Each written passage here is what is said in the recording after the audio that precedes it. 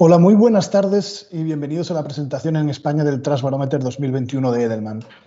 Muchas gracias a todos los que habéis aceptado nuestra invitación para acompañarnos hoy, a los clientes que confiáis en nosotros cada día, a los habituales del Trust que esperáis cada año los resultados, a los que os hacéis preguntas y a los que buscáis respuestas, a los compañeros de otras agencias que os habéis registrado y que ya sabéis que estáis en vuestra casa, a los panelistas que han tenido la generosidad de estar hoy con nosotros, a los que nos estáis viendo a través de la conexión de Negocios Televisión, a Corporate Excellence, nuestro partner in crime habitual en la presentación de este barómetro, y por supuesto a vosotros, a todos los compañeros de Edelman en España, que hacéis que cada día este sea un lugar mucho mejor.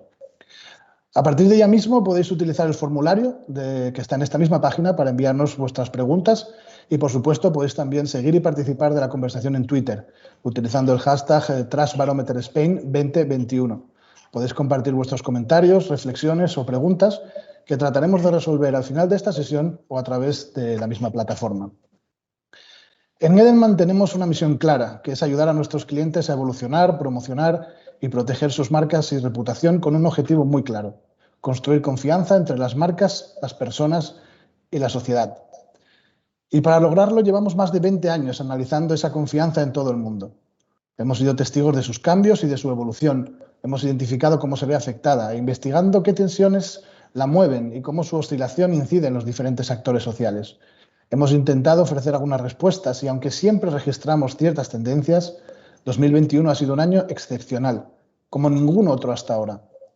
Hoy tenemos dos objetivos en esta sesión. El primero es desvelaros los descubrimientos de esta edición del Trust Barometer y compartir los desafíos, los retos, pero también las oportunidades que plantea. Y para ello os presentaremos los datos y los comentaremos a continuación en una mesa redonda con unos invitados de excepción.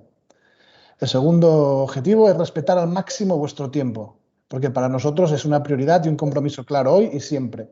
Así que, sin más, cedo la palabra a Lucía Carballera, mi compañera en este reto maravilloso de liderar el negocio de Edelman en España. Arrancamos. Muchas gracias, Pelayo, y muchas gracias a todos los que os habéis conectado para escuchar los datos del Trust.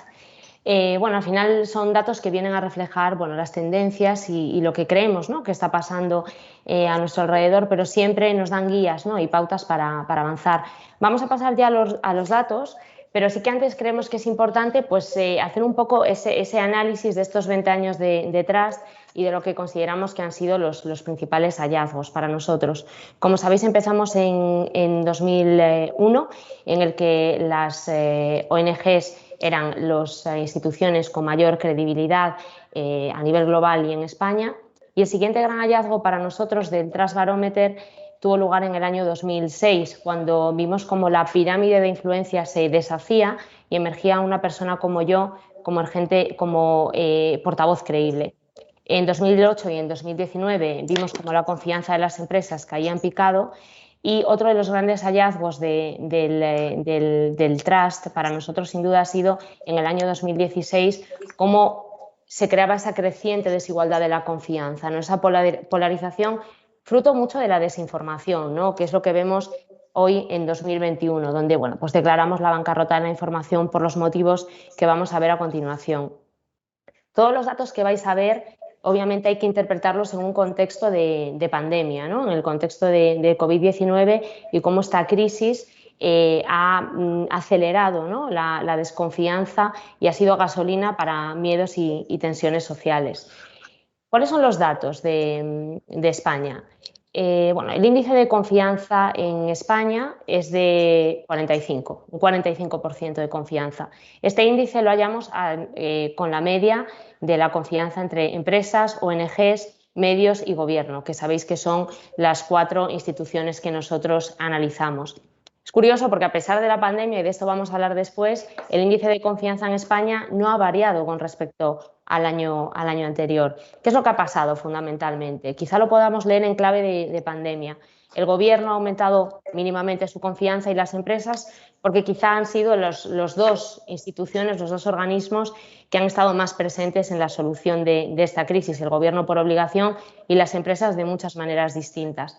Si tuviéramos que destacar un dato clave en el Trust Barometer, ¿no?, uno de los grandes hallazgos del Trust Barometer de este año, tenemos que decir que por primera vez las empresas son consideradas la institución en la que más confiamos en España.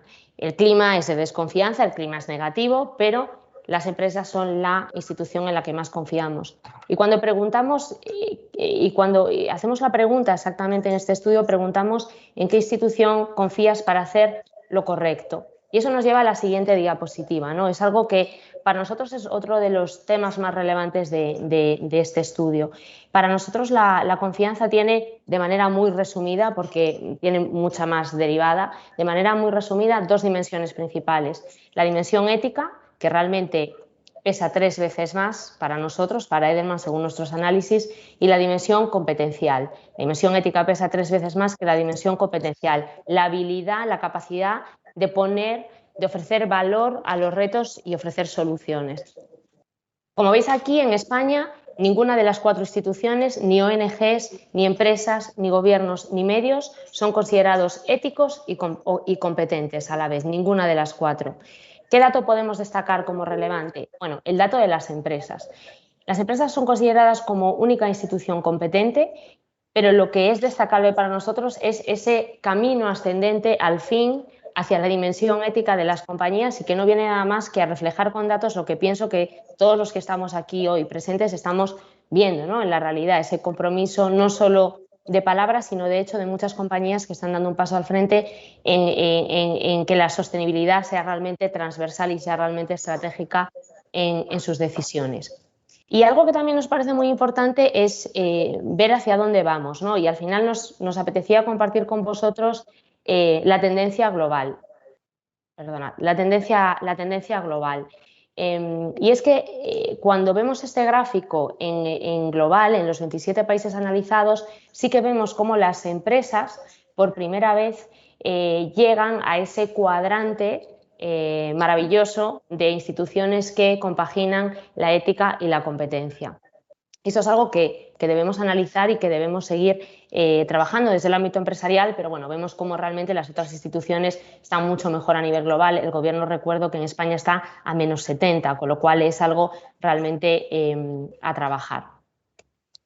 Y siguiendo con datos globales y con comparaciones, que es también bastante importante para nosotros, realmente, como hemos hablado, este TRAST hay que leerlo en clave de pandemia, en clave de crisis. La crisis ha sido la misma para todo el mundo, para todos los países, la crisis del COVID-19. Pero realmente el ajuste en la confianza ha sido muy dispar en los países. Si veis, en España, por desgracia, sabéis que siempre hay que empezar a buscar por abajo, por la cola, para encontrar nuestra posición.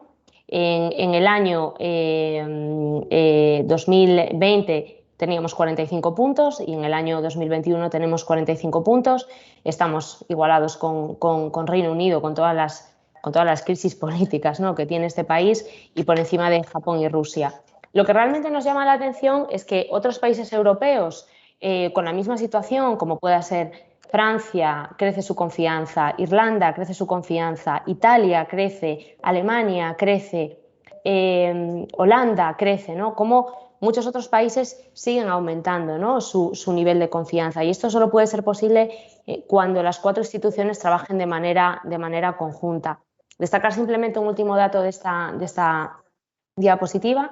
Por primera vez China pierde el liderazgo global de confianza, y es que los ciudadanos chinos, a pesar de la buena gestión de su gobierno en la pandemia, han castigado a las empresas chinas, bajando 25 puntos la confianza en ellas este año. Y esto en cuanto a la confianza a nivel global. Pero también preguntamos, como sabéis, a los españoles, a la muestra en España, cuánto confían en las empresas basadas en otros países. Y esto es lo que nos hemos encontrado este año, ¿no? De nuevo, un descenso de la confianza, una gran desconfianza hacia las empresas basadas en los países vecinos. Alemania sigue liderando el ranking, pero Reino Unido, las empresas basadas en Reino Unido, Estados Unidos y en China, como veis, caen estrepitosamente. Y esto también hay que leerlo quizá, bueno, en clave política y en claves de tensiones durante toda la gestión de la pandemia, y cómo los países han estado luchando, ¿no?, por tener lo que necesitaban. Cuando preguntamos al resto de países de la muestra, en este caso 22 países seleccionados, el grado de confianza en que las empresas españolas hagan lo correcto, nos situamos en un nivel neutral.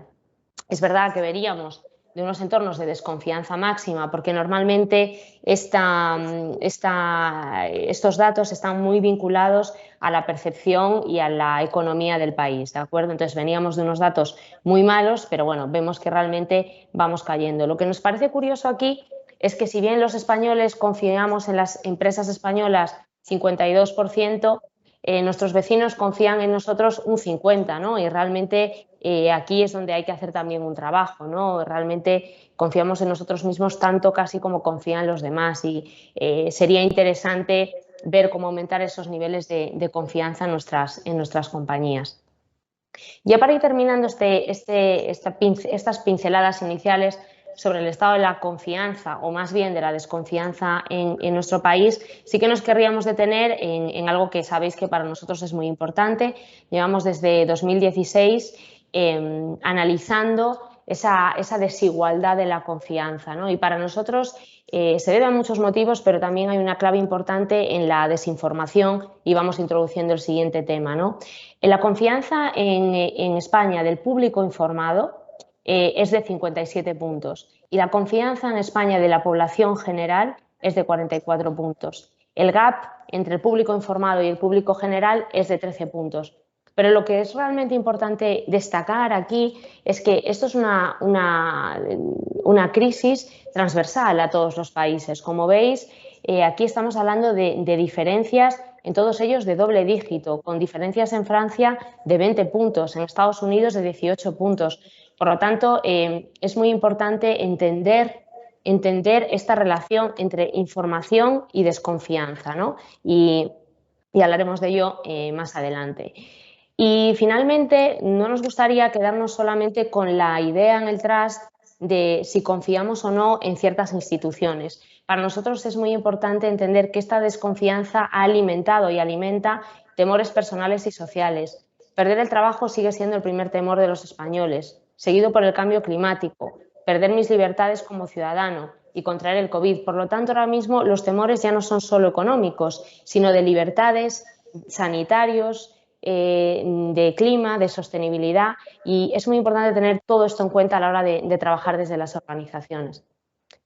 En fin, este es el estado de la desconfianza en España y ahora vamos a entrar en lo que nosotros creemos que puede ser la explicación desde nuestro punto de vista de algunas de las claves más importantes, y es la desinformación, lo que llamamos la era de la confusión. Por primera vez este año hemos investigado un poco más en lo que es la higiene informativa, ¿no? Nosotros hemos preguntado a los ciudadanos cuáles de estos 4 hábitos seguían. Seguimiento de las noticias, es decir, estar informado; evitar cadenas informativas, es decir, me informo, no simplemente me informo con lo que me envían; verifico la información, sigo distintas fuentes, chequeo que la información que leo es correcta; y no amplifico información no verificada. Solo menos de 4 de cada 10 ciudadanos tienen una buena higiene informativa. Para nosotros, tener una buena higiene informativa significa cumplir 3 de estos 4 requisitos. Y el 55% de los españoles comparte información y reenvía información. Y solo el 41% de ese 55% tiene una buena higiene informativa. Por lo tanto, estamos ante un hecho preocupante en el que se está difundiendo información sin verificar. Esto es importante tenerlo en cuenta. Y además es importante porque esa desinformación está generando ya problemas reales a los retos sociales. En este caso, por poner un ejemplo, preguntamos sobre la predisposición a vacunarse, ¿no?, contra el COVID-19. Como veis, en España, los que tienen buena higiene informativa se vacunarían un 65% frente al 48% de mala higiene informativa. El gap es de 17 puntos. Estamos entre los 3 países con mayor gap en la cuestión de la vacuna al correlacionarlo con la higiene informativa. Y como hablamos de la vacuna, podemos hablar de muchos otros temas en los que la falta de higiene y desinformación va a jugar un papel crucial para resolver realmente los retos que tenemos por delante.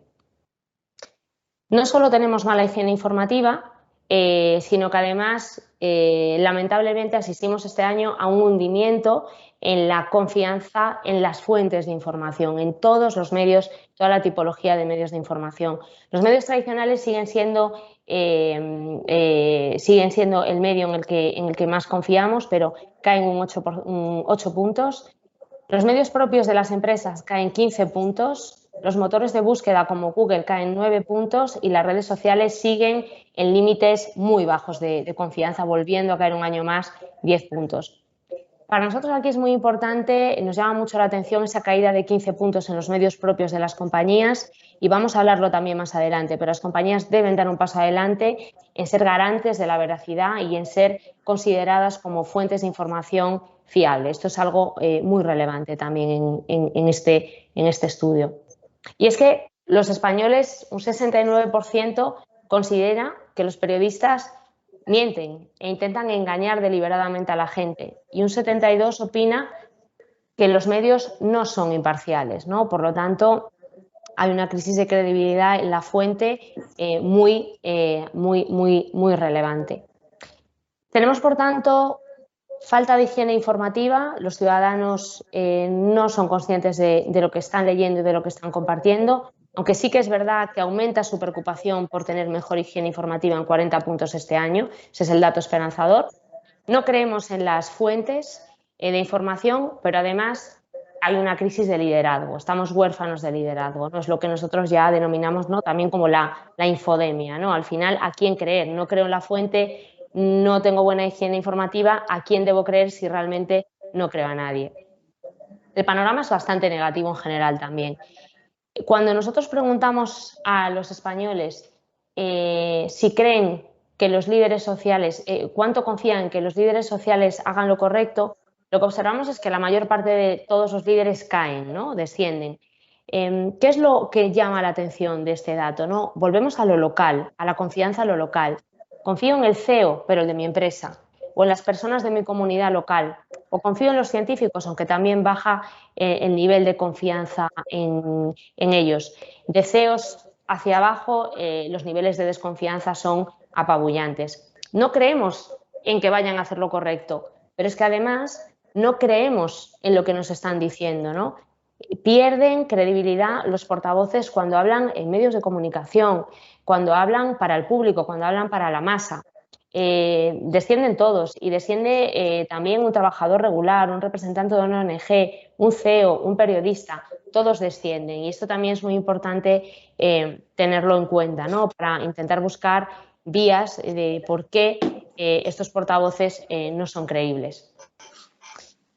Y por lo tanto se sospecha, ¿no?, que los líderes sociales, al igual que los medios veíamos anteriormente, mienten y desinforman. Los líderes del gobierno creemos en un 65% que engañan deliberadamente y además también creemos que los líderes empresariales lanzan afirmaciones falsas o exageraciones flagrantes. No confiamos ni en los líderes del gobierno ni en los líderes de las empresas. Y bueno, pues ante este panorama, ¿no?, de desconfianza, de desinformación, de falta de higiene informativa y de falta de liderazgo, pues bueno, queremos destacar algunas vías de desarrollo o algunos datos positivos que pasan por un nuevo mandato para las empresas.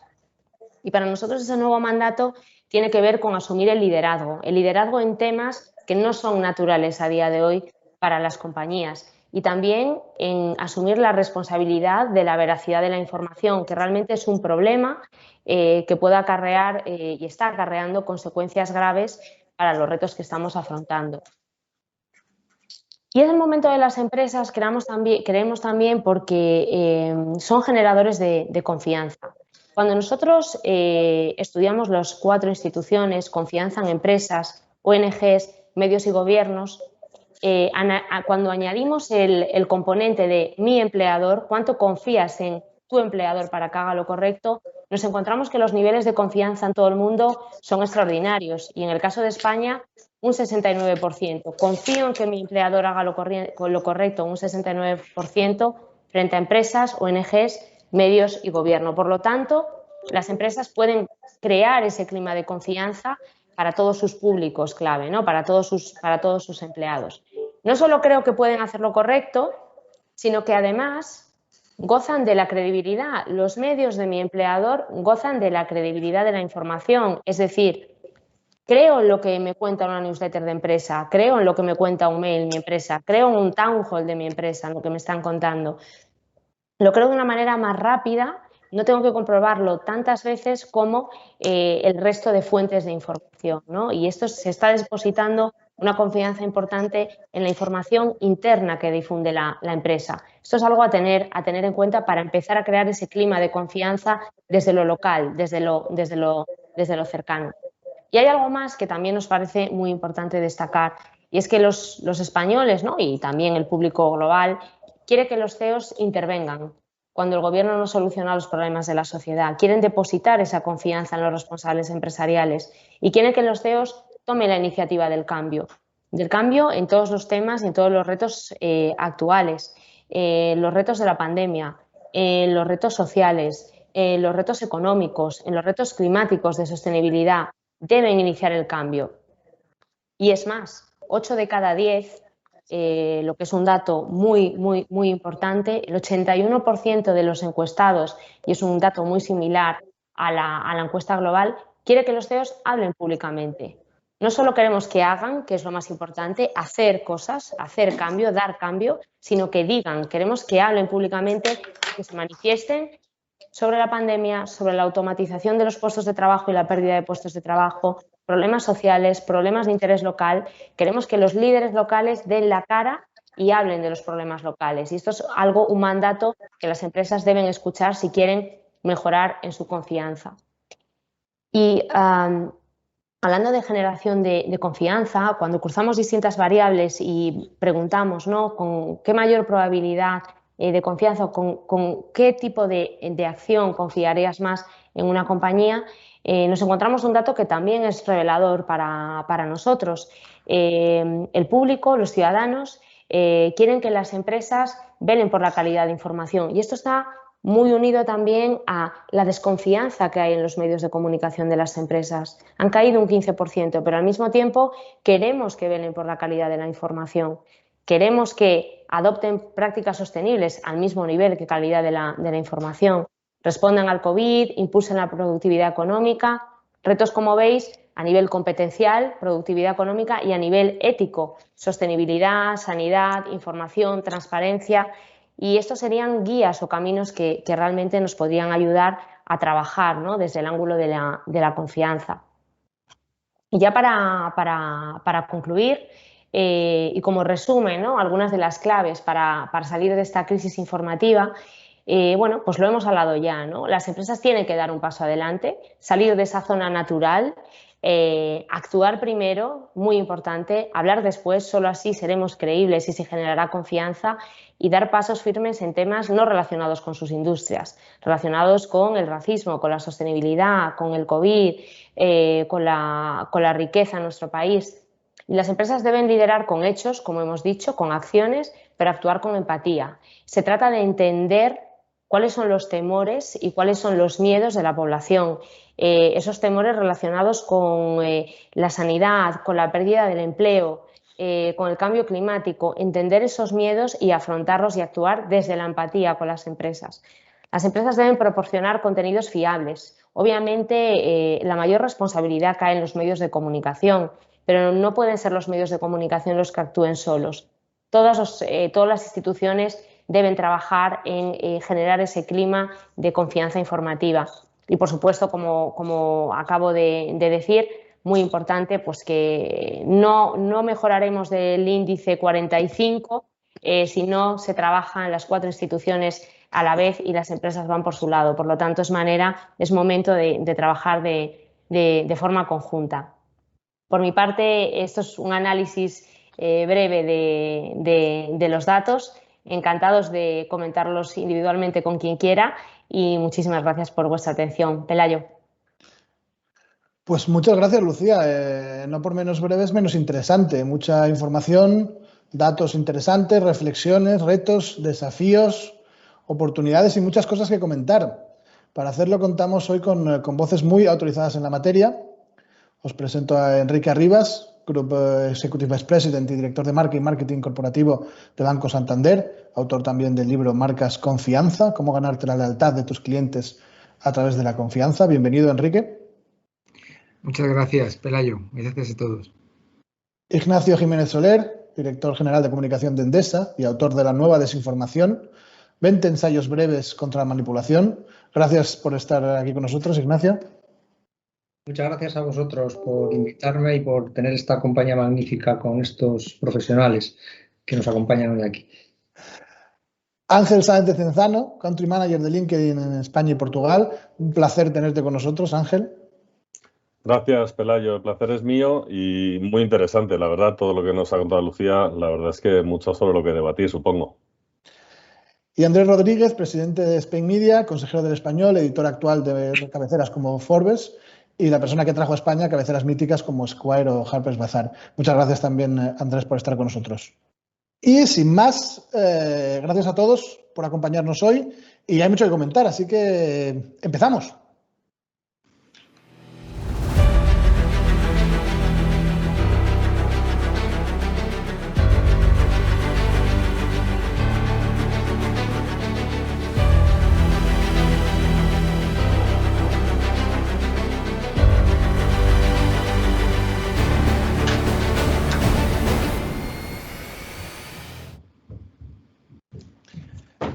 ¿Está el hundimiento de la confianza instigando miedos y tensiones sociales o es al contrario?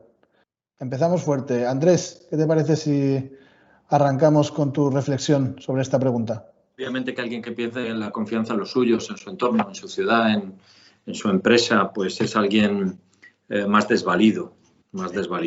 Yo de todas maneras quería, además de hacer responder así a la pregunta que yo creo que no tiene discusión por otro lado, quería decir que la información no está en bancarrota. Yo creo que está muy malita, pero la palabra bancarrota es una palabra demasiado determinante, porque la información y la desinformación en la que ahora estamos, y seguro que mis compañeros pueden opinar mucho, es uno de los sustentos de la democracia, que imperfecta, desde luego, pero es las reglas que nos hemos dado y no está nada mal y nos permite convivir. O sea que no la declararía en bancarrota, pero sí tenemos un grave problema de confianza. En el caso de los medios, y me extiendo poquísimo más, es terrorífico como los medios de comunicación y los periodistas y las empresas informativas, porque las empresas informativas no son periodistas, están formadas por periodistas, han ido socavando su credibilidad de una manera tremenda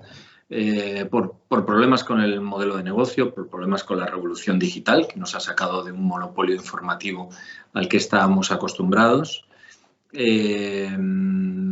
Y parece que nadie se siente responsable final de esto. Y por otro lado también quería hacer otra discrepancia, y es que yo no mediría en el mismo tablero la confianza del gobierno, la confianza de un partido político que cambia cada X tiempo en función del voto ciudadano, como así debe ser, con la desconfianza que se tiene hacia una empresa informativa que tiene otras obligaciones además de la cuenta de resultados, o la confianza que se tiene respecto a una empresa, donde yo creo que los consejeros delegados deben salir a hablar, y que ahora tienen mejor percepción de la que tenemos los editores o los periodistas, porque la cuenta de resultados les mide y sus audiencias no solo son audiencias, sino que son clientes que con su consumo votan y refuerzan la confianza que tienen en ese producto o en ese equipo directivo. Muchas gracias, Andrés. Muy de acuerdo. De hecho, nosotros en Edelman hablamos de la democracia de las marcas, ¿no? Por el poder que tienen ahora los consumidores para votar a una marca comprando o no su oferta y sus productos. Enrique, no sé si tienes algo que comentar. Te veía haciendo un gesto de aprobación sobre lo que comentaba Andrés. Sí, a mí me interesaba mucho tu pregunta, esto que decías, si es la confianza la que instiga los miedos o es al contrario, ¿no? Bueno, yo primero, ejemplo de confianza a vosotros y ejemplo de claridad informativa a la vuestra, que habéis logrado que este barómetro vuestro pues se consolide año a año y que le estemos esperando todos para tomarle el pulso a la sociedad y ver qué rol nos otorga la sociedad a las empresas, ¿no? Que esto es muy importante, así que felicidades. Yo creo que la confianza, esto que planteáis de confianza, miedo, yo creo que es un círculo que se retroalimenta, aunque creo de verdad que el origen de la caída de la confianza está en los miedos y las tensiones sociales que estamos viviendo. La época que estamos viviendo pues, es de cambio histórico, de transformaciones sociales, de cambios tecnológicos, del fin de muchos modelos. Tenemos una pandemia mundial y que, por cierto, ha traído cosas también positivas, pero muchísimas negativas, sin duda, y también ha puesto de manifiesto el contexto de información tóxica o un poco confusa en que estamos inmersos, ¿no? Y esto es un gran problema para el ciudadano, porque realmente se ve inmerso en una tormenta de conflicto de intereses entre múltiples partes. Yo creo que los ciudadanos no tenemos claro si nuestros propios intereses se están teniendo en cuenta por parte de los gobernantes, las empresas o los medios de comunicación. Claro, visto así, pues el contexto no puede ser más inestable. Parece que las personas estamos abocados a vivir, por un lado, en un modo beta permanente, todo cambia, y por otra parte, obligados a contrastar constantemente la información para poder hacernos criterio. Todo son dudas, incertidumbres, por supuesto miedos que van desde el mero recelo hasta el pánico, ¿no? Y claro, en presencia del miedo ocurren dos cosas. Primero, que en presencia del miedo la confianza se retrae. Y lo estamos viendo en los informes que hacéis. Y lo segundo es que en presencia del miedo la necesidad de confiar aumenta. Y yo creo que esto es una oportunidad muy grande para las empresas para conectar con nuestros públicos, precisamente introduciendo esta credibilidad y certeza en el sistema, ¿no? Vuestros estudios nos dicen que tenemos aquí un punto de partida formidable y que tenemos que esforzarnos para que de verdad pues, las personas, los consumidores, los clientes, la sociedad en general, pues reduzcan sus miedos con respecto a los intereses de todos, incluso los de la propia empresa, pues van a ser tratados con equidad y justicia, ¿no? Esto del profit with purpose. Nosotros esto lo vivimos aquí en el banco, en Santander, muy intensamente. El liderazgo de Ana aquí es crítico. Ella nos remarca mucho que no importa, o que importa tanto el qué como el cómo, y propició un cambio cultural en todo el banco, en todos los países, de manera que aspiramos a que todo lo que hacemos tenga esta componente, decimos nosotros, sencillo, personal y justo, empezando por nuestros empleados y terminando en la sociedad en general, para que de verdad se perciba que queremos un modelo win-win y que acabe con esa sensación de incertidumbre con respecto a cuando te relacionas con una entidad a la que percibes con un poder superior, como soy una persona con un banco, pues de verdad piense que sus intereses están al mismo nivel que los de la empresa. Así que, ¿miedo o confianza? Yo creo que primero miedo, luego desconfianza. Tanto Andrés como Enrique habéis destacado la labor fundamental que tiene la información, el exceso de información, la falta de información, que esa información no sea la adecuada, no sea válida. Esto nos lleva al segundo tema. Lo introducimos con una cortinilla.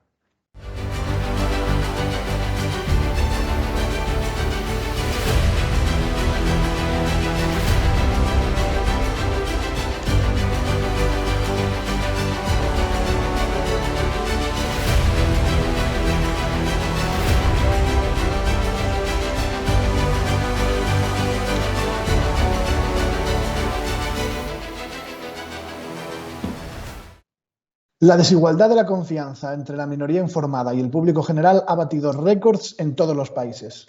¿Hasta qué punto esta desigualdad informativa está alimentando la polarización?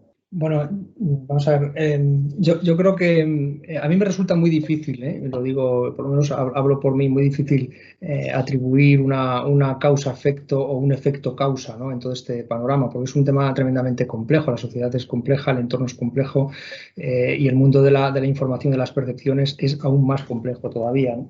Yo lo que creo que en algún momento se ha apuntado por ahí, ¿no? en la presentación es si esto daba pie a que esta desconfianza generase pues un entorno social algo más vigilante o no, o cómo se podría gestionar esto, ¿no? en el futuro. Entonces yo lo que creo es que esto genera, esto sí lo tengo claro, que una sociedad muchísimo más escéptica, ¿no? Y el escepticismo genera, bajo mi punto de vista, tres cosas, ¿no? Por un lado, la incredulidad, que esto puede convertirse en el medio y largo plazo en algo parecido a la exigencia infinita y se confunde con que sea mucho más vigilante esa sociedad, pero también genera mucha desafección. Y cuando eso sucede, me lleva al siguiente fenómeno del escepticismo, ¿no? Que es básicamente el refuerzo de las convicciones propias, que ese refuerzo de las convicciones propias es lo que, bajo mi punto de vista, alimenta gran parte del circuito de la desinformación. Es decir, que aunque una cosa sea cierta, si mi convicción propia es diferente a esa certeza, yo me ocupo, cualquiera de los usuarios se ocupa en reforzar esa posición y diseminarla en sus entornos, de tal manera que al final este fenómeno pues incrementa muchísimo más, ¿no? Y además esto me lleva a la tercera, que este refuerzo de las convicciones propias se alimenta o se refuerza o se incrementa aún más con el efecto del filtro burbuja generado por la algoritmia de las plataformas, de las redes sociales, etcétera, ¿no? Entonces yo creo que eso al final genera un escepticismo mayoritario que bueno, pues acentúa ese fenómeno de la desconfianza, ¿no? Sabéis, muchos de los que estáis aquí, que yo personalmente he visto siempre y he seguido con mucha atención el Trust Barometer también, y si hay una constante es que siempre hay crisis de confianza, ¿no? Si vosotros habéis hecho Lucía tenía un timeline, ¿no? Donde aparecía, creo, desde el año 2001 hasta ahora, o sea, son 20 años de crisis de confianza donde estábamos mal o muy mal, pero bien creo que no hemos estado ningún año en ningún sitio. Entonces parece que esto es un fenómeno crónico y que ha dado lugar o ha espoleado otra serie de subfenómenos, entre ellos también la desinformación, ¿no? Como elemento creo que muy serio, muy severo y muy preocupante en las sociedades actuales, que afecta no solamente a gobiernos o a partidos políticos e instituciones, también a empresas, afectando a la credibilidad o la reputación de sus productos y sus servicios, pero yo creo que lo más preocupante es que también afecta a la reputación de personas y de profesionales particulares. La desinformación es algo que no se escapa, desgraciadamente, ya a nadie y que afecta a toda la cadena de la comunicación, desde el emisor, los canales y los receptores, que por primera vez en la historia se convierten en agentes activos de dispersión y diseminación de las consignas falaces que puede haber, ¿no? Es decir, que al final no va, a mí me da salto, ¿no? Siempre que se habla de desinformación como fake news, como unos tipos que generan contenidos falsos como una factoría, cuando realmente la desinformación se puede dar de muchas maneras, se puede dar por omisión, se puede dar por silencio, se puede dar por chantaje informativo, que se da, y esto creo que es importante que lo digamos alto y claro, se da porque alguien refuerza sus posiciones diseminando sus mensajes falaces, y que al final todo esto genera ese entorno complicado y lleno de información que acabo esta intervención conectando con una cosa que comentaba Andrés, ¿no? Probablemente es duro utilizar ese título que habéis puesto a la presentación, pero yo creo que detrás de todo eso, si esa información o el sistema está malito o está muy enfermo, yo estoy más cerca del que está malito, pero también creo que habría que analizar el porqué. Y yo creo que en el porqué se ha despatrimonializado la información, que antes era de unos pocos que la jerarquizaban y la distribuían, y ahora esto es está al alcance de cualquiera, y cualquiera se convierte en emisor o generador de contenido, ¿no? Y esto pues me lleva me lleva a imaginar a aquellos que buscaban hace muchos años o que siguen buscando pozos de agua para beber, agua potable, ¿no? Cuando tienes agua potable concentrada en un sitio es muy fácil saber que esa agua está bien, pero cuando hay inundaciones y riadas y hay agua por todos los sitios, casi nada es potable. Entonces, esto está pasando, creo yo, con la información y con los contenidos. Muchas gracias, Ignacio. La información está malita. ¿Quién nos puede ayudar? Pasamos al siguiente tema.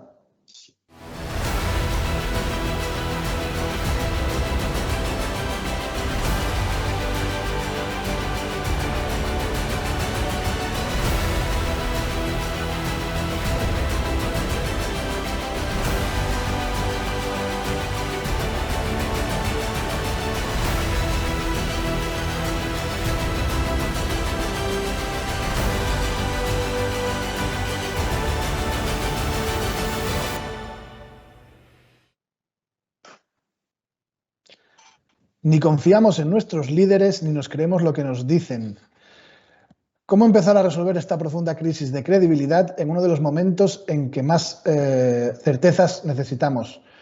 Ángel, Country Manager de LinkedIn España y Portugal. ¿Necesitamos huérfanos de liderazgo?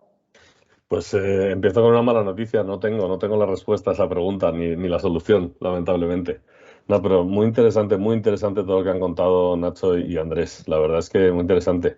Mi primera reflexión en general es que con todo lo que ha pasado este año y sabiendo que este estudio se realizó en otoño del año pasado, me llama la atención que los números no sean peores. sinceramente, es lo primero que he pensado. Sobre qué tipo de actitudes, qué tipo de actividades o de acciones deberíamos encontrar nuestro liderazgo para, lo has dicho bien, Pelayo, empezar a remontar, ¿no? Yo creo que soluciones mágicas no hay. Y además intentando no caer en los tópicos, ¿no? En los clásicos tópicos de liderazgo. Yo recuerdo un libro que seguro que habéis leído muchos, que se llamaba El Good to Great, uno de los primeros libros icónicos, no sé cuántos millones de números se han vendido. El autor definía que las compañías más exitosas tenían 3 cosas en común en su liderazgo: humildad, determinación y valentía, ¿no? Entonces, y esto hace unos cuantos años ya. Entonces, yo creo que una primera reflexión es que esos valores de liderazgo siguen siendo ciertos. Y siguen valiendo. Ahora mismo lo que estamos viendo, la mayor transición o tendencia que estamos viendo en cuanto a estilos de liderazgo, habla sobre todo de esa humildad en el sentido de la capacidad de escucha y la capacidad de empatía con los empleados y con el mercado. También muy interesante ese punto que empuja un poco a las empresas a tomar más partido activo en la distribución de información de confianza, ¿no? Y esa escucha, esa empatía, además, debe seguir de una acción. Si no, evidentemente, causamos el efecto de no hacer lo que uno dice, ¿no? Yo creo que esa tendencia clara está de verdad guiando y empujando a los líderes a comportarse de una forma más humana, si me permitís. Y además, exigiendo, porque exige autenticidad.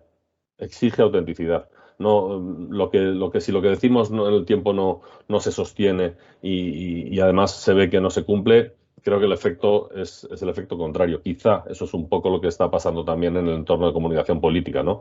Demasiados chascos. Nos hemos llevado demasiados chascos y creemos que los políticos dicen lo que tienen que decir y no de lo que de verdad es o lo que de verdad piensan. Entonces, yo creo que si tuviese que decir 2 factores que creo que creo que los líderes deben de ahondar en ellos de cara a intentar revertir esta tendencia, intentar elevar estos índices de confianza, son esa humildad y esa escucha y sobre todo ser auténticos, con el estilo de cada uno, pero ser auténticos. Muchas gracias, Ángel. Andrés, tú has retratado en muchísimas portadas a muchos de los grandes líderes de los últimos años, algunos en icónicos primeros planos. ¿Qué crees que hay de cierto en esta afirmación, en esta pregunta? ¿Ha cambiado el tipo de liderazgo? ¿Necesitamos liderazgos nuevos? Es una pregunta interesante, porque yo creo que el líder, primero, no todos los líderes son iguales. Depende, obviamente, en qué terreno. No es lo mismo Rafa Nadal que un presidente de gobierno, no, evidentemente. En función de la audiencia, la comunidad que se lidere, el líder tiene que hacer determinadas cosas. Pero yo creo que todos tienen, obviamente, que dar ejemplo, que parece algo que aprendemos en el cole, pero es muy difícil de hacer. Yo creo que el líder tiene que ir un poquito más allá, tiene que irle anunciando a su comunidad por dónde hay que ir o hacia dónde cree que hay que ir. Debe reconocer los errores. Y yo creo que siempre se necesita un tipo de liderazgo porque la audiencia, la comunidad va cambiando, como es lógico, en teoría a mejor. En este mundo global y en este mundo... vivimos dentro de una revolución digital que no ha terminado. Una revolución, la definición de una revolución es que lo establecido cambia. Y como yo creo que estamos en medio de la revolución todavía, que nos transforma a todos y que todos somos conscientes de ello, lo mismo desde la sanidad a esta misma conversación que tenemos, yo creo que todavía no sabemos cómo van a quedar las cosas. Incluso podría pasar que esa revolución fuera permanente y el cambio fuera permanente.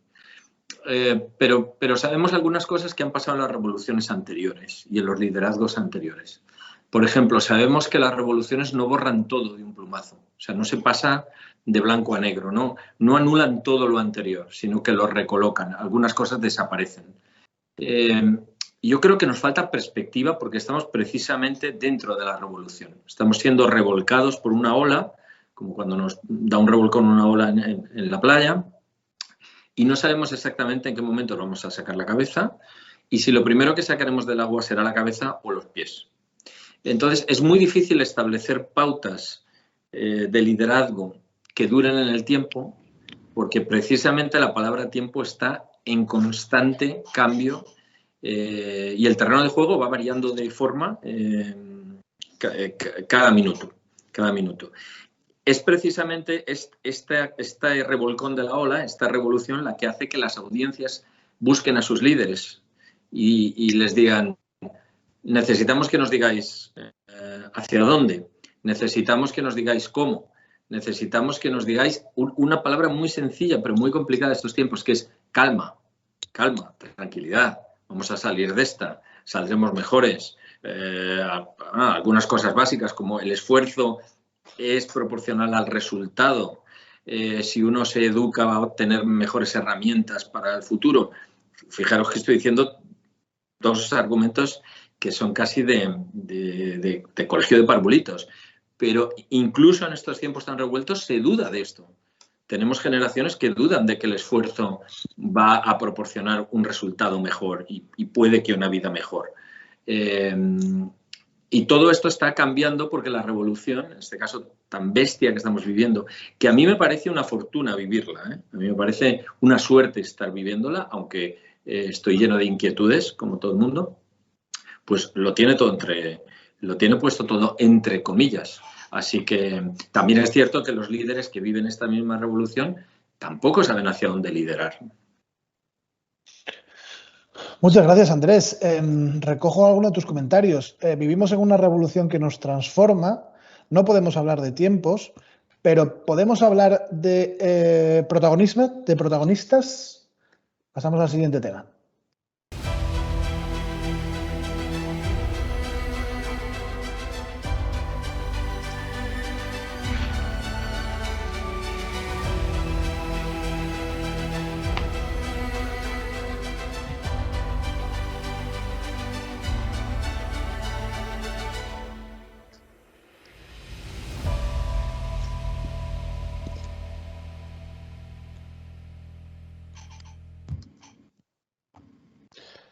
Según los datos que hemos visto y que nos ha compartido Lucía, el papel de las empresas se antoja como fundamental.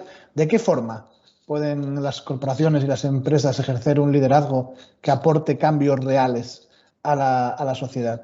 Aquí sí que me gustaría que todos los cuatro panelistas, los cuatro invitados, pudieseis darnos un poco vuestra opinión y vuestra reflexión sobre este aspecto concreto. Si os parece, Enrique, empezamos contigo. Pues bueno, yo creo que no hay opción para las empresas. La sociedad lo demanda y yo creo que bueno, estamos en disposición de hacer algo, ¿no? Yo creo que no hay opción, hay que tomar partido, como se mencionaba, o te quedas fuera de juego. Y no me refiero a tomar partido políticamente, sino a tomar partido por atender las grandes causas que nos demanda la sociedad, ¿no? Que van desde pues, temas de medio ambiente, diversidad, integración, inclusión, por supuesto el hambre, la pobreza. Hoy tenemos la suerte de que todo esto está agrupado en los grandes objetivos de desarrollo sostenible, pero yo creo que no tenemos opción. Y además lo venimos viendo. Yo creo que las grandes empresas estamos dando respuesta. Lo hacemos a través de nuestras inversiones, de nuestros planes de reducción de emisiones de carbono, en el caso de los bancos, de la regulación de los productos. Lo vemos en los discursos de los CEOs. Lo estamos viendo hasta en la activación que hacemos de los patrocinios, ¿no? Y parece como que ahora el patrocinio de Rafa Nadal o de la Champions League, si no van ligados a una causa por la que la compañía toma partido, pues pierde fuerza. Yo creo que este es el rol que se nos demanda y claro, todos en mayor o menor medida, todas las empresas podemos aportar el grano de arena. En el caso de las empresas del IBEX, pues que algunas estamos aquí, pues parece como que los recursos o la demanda que se hace de lo que podemos aportar es mayor. Pero también yo veo pymes y startups que ya nacen con esta vocación de aportar soluciones, ¿no? Y es que, claro, posicionarse claramente con respecto a los problemas sociales y adoptar esta actitud proactiva y combativa para aportar soluciones, pues realmente supone pues desnudar las creencias de la compañía y materializar los valores por los que se apuesta, ¿no? En el siglo pasado los valores, acordaros, era algo que poníamos en un papel, en un brand book a veces, ¿no? Hoy los valores son un compromiso junto con el propósito, y todo esto pues genera pues este espacio de creencias compartidas en las que nos podemos encontrar con nuestros públicos, con la sociedad, y donde se puede tener un diálogo basado en la afinidad y donde la confianza fluye y es más fácil pues cooperar y aportar a los grandes problemas mundiales, ¿no? Así que, como decía nuestra presidenta, Profit with Purpose, y tomar partido es parte del purpose. Muchas gracias, Enrique. Ignacio Jiménez. Bueno, viéndole el análisis que presentaba Lucia antes, ¿no? Y profundizando un poquito más en el tema, dentro de la caída generalizada, ¿no? Porque yo creo que los resultados realmente no dan para que ninguna institución salga a hacer alaracas, ¿no? y a presumir de ello, pero es verdad que dentro de ese panorama pelín dantesco, tanto CEOs como empresas salen mejor parados que cualquier otra institución. Por lo tanto, creo que ambas, siendo parte simbiótica, ¿no? Una de la otra, son vectores hay un potencial de que sean vectores de mayor confianza y transformadores de la sociedad, ¿no?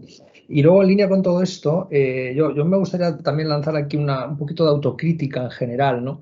Porque si nos vamos a la crisis financiera del año, a partir del año 2007-2008, y han pasado ya unos cuantos años, si cogemos el impasse entre aquel momento y el actual, ha habido una absoluta efervescencia de la transformación digital, de estos conceptos grandilocuentes sobre la cuarta revolución industrial, etcétera.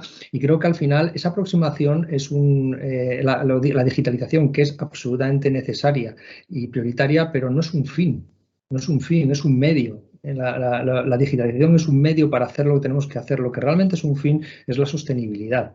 Y la sostenibilidad entendida como una sostenibilidad integrada, donde estamos hablando no solamente de la lucha contra el cambio climático, estamos hablando de la ética, estamos hablando de la integridad, de la inclusión, estamos hablando de la transparencia, y de la transparencia no es publicar informes de 400 páginas solamente, sino que sean realmente accesibles y que la información sea accesible y que los grupos de interés puedan absorber de ella y hacerte mejor, ¿no? Que te estresen como organización para hacerte mejor.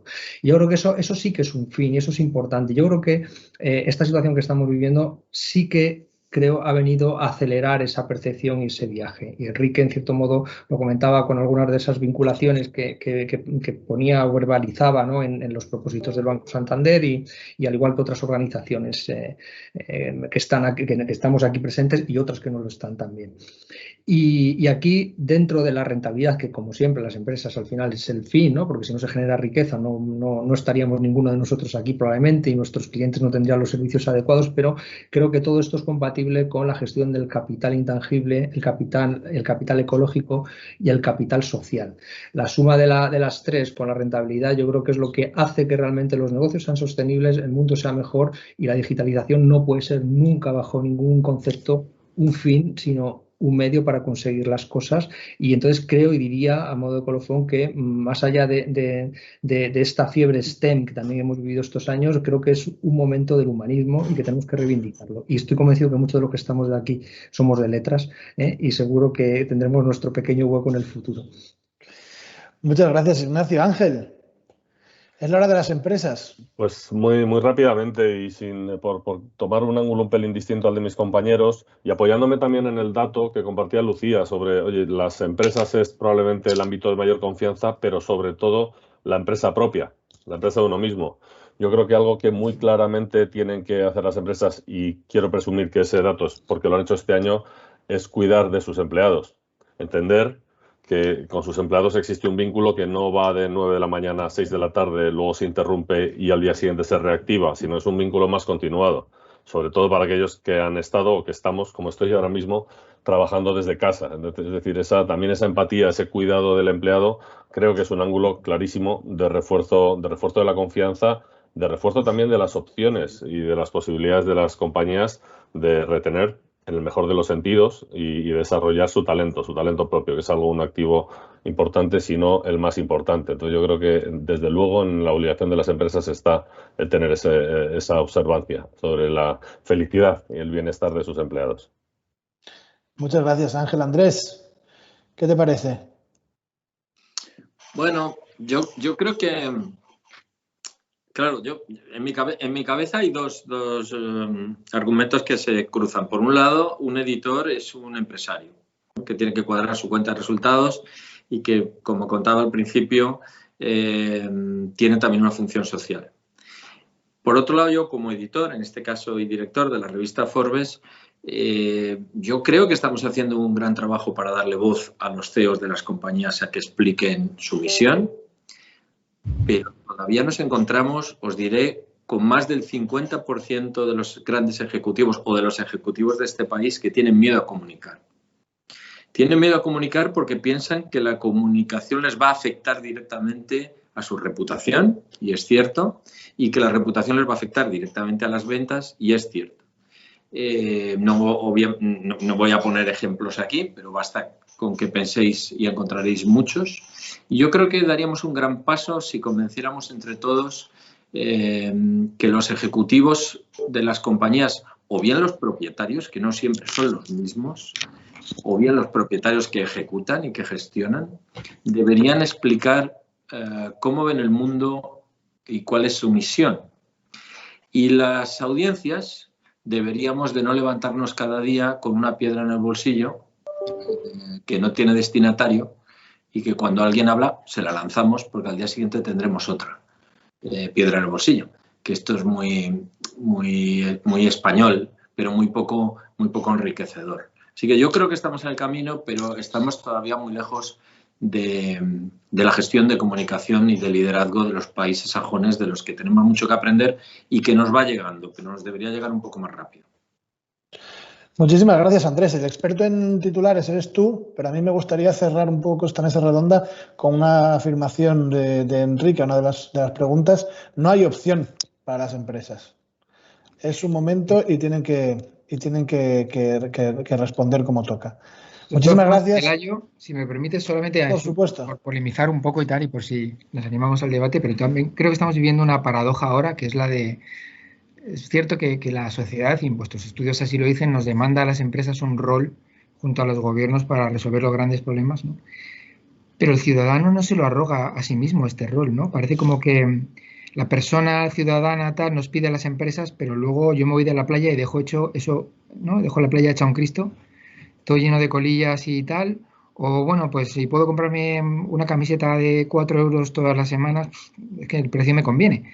Entonces, realmente creo que la paradoja es que 8.000 millones de personas es una fuerza mucho más poderosa para resolver los problemas de la humanidad que no sé cuántos millones de empresas que estamos en el planeta, y oye, que sin duda tenemos un rol que hacer, pero que creo que deberíamos hacernos mirar también como personas a la hora de exigirnos un rol, ¿no?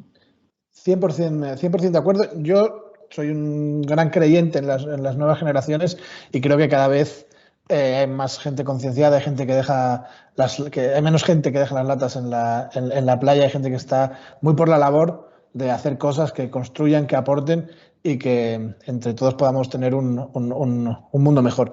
Muchísimas gracias, Andrés, muchísimas gracias, Enrique, muchísimas gracias, Ignacio, muchas gracias, Ángel. Ha sido un placer, no se me ocurren voces más autorizadas para hablar de confianza que vosotros, para hablar de información y de desinformación que vosotros. Ha sido un placer teneros hoy aquí. Seguiremos hablando, seguiremos buscando oportunidades para debatir porque el tema es largo y tiene muchos vértices. Muchísimas gracias. Muchas gracias a vosotros.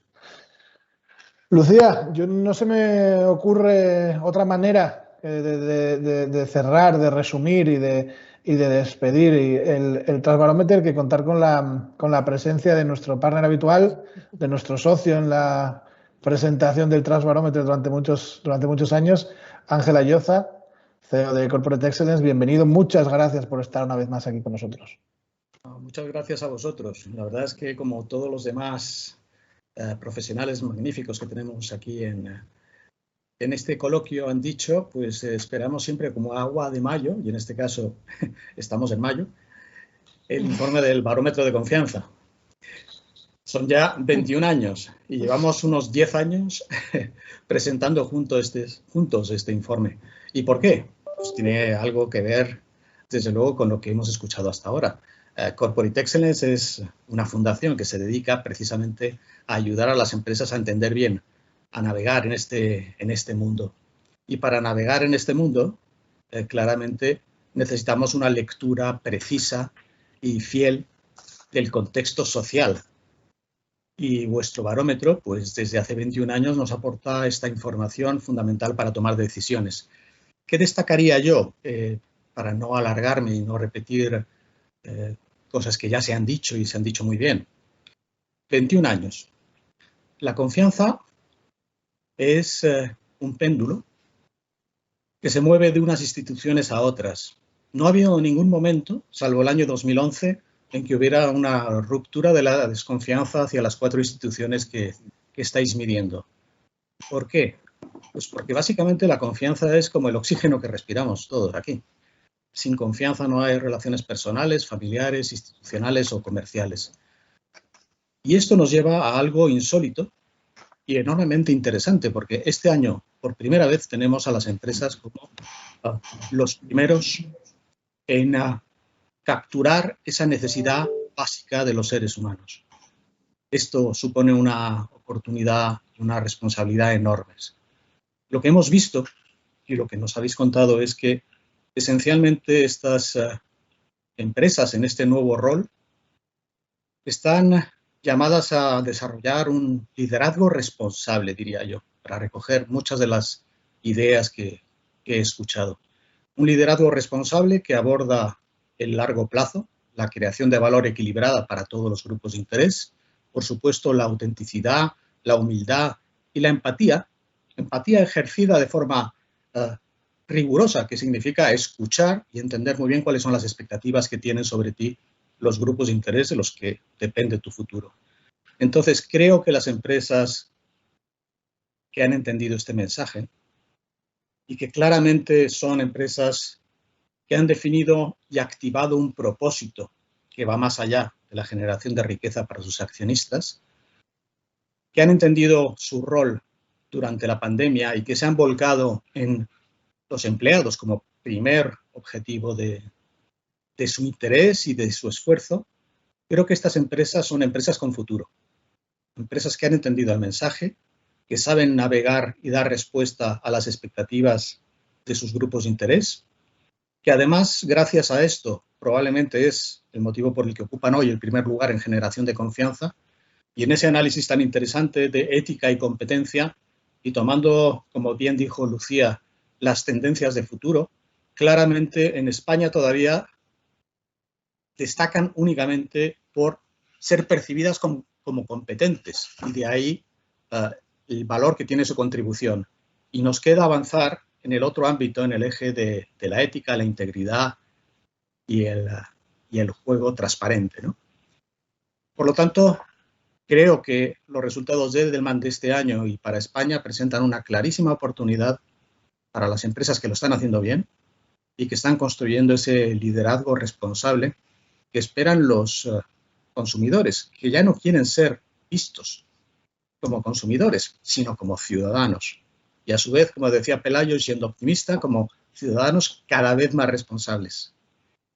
Pues yo diría que este es el mensaje en el que intento sintetizar y a la vez proyectar, quizá con optimismo, este rol de las empresas responsables. Muy bien, pues muchísimas gracias, Ángel, por el cierre, por los comentarios, por el buen resumen. Nosotros os dejamos ya, os agradecemos de nuevo a todos los que os habéis conectado para escuchar los datos del Trust. A todos los ponentes os agradecemos que nos deis vuestra visión, porque quizá yo no hubiera presentado el mismo Trust si hubiéramos hablado antes. Nos quedamos con muchas cosas que habéis comentado y que es una cuestión también de matices, aunque efectivamente la situación es preocupante, ¿no? Sobre todo en las partes de la desinformación. Seguimos trabajando en ello y os presentaremos datos, espero que pronto. Muchísimas gracias a todos y para los que queráis más información sobre el Trust, aquí estamos. Gracias, hasta pronto. Muchas gracias. Muchas gracias.